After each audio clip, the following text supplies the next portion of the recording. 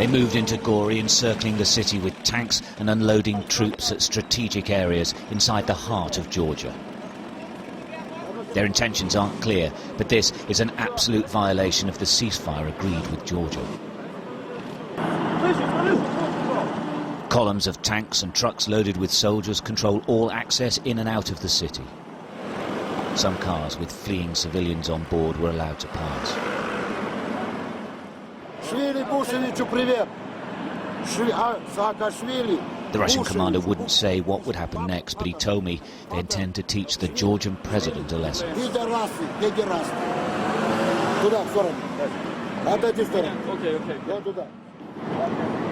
These are regular Russian army soldiers. They arrived in South Ossetia at the start of the war.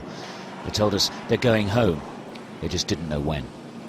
Well, this is absolutely bizarre. The general is making his men form up to show, I think, to the outside world that they are a regular army. It's not sure, it's difficult to know whether they are or they're not. But they're obviously being put through their paces on drill. We're on the outskirts of Gori, but as I say, this is absolutely bizarre. The greatest fear of the civilians still in Gori and its surrounding villages are the militia pushing in front of the tanks, looting and its claimed killing indiscriminately. This man, clearly frightened for his two children, had abandoned his car and walked out. He told me the militia were looting and burning homes.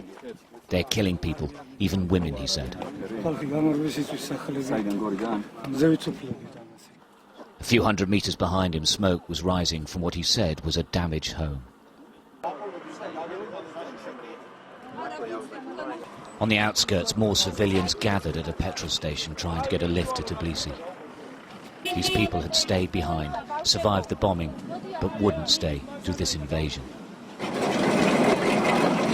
The Russians are advancing without meeting any resistance. The Georgian forces have withdrawn to Tbilisi and disappeared. The Russians are now all-powerful here. The Georgians can do nothing. Moscow's actions illustrate its contempt for the condemnation and criticism of the international community. Stuart Ramsey, Sky News, Gori.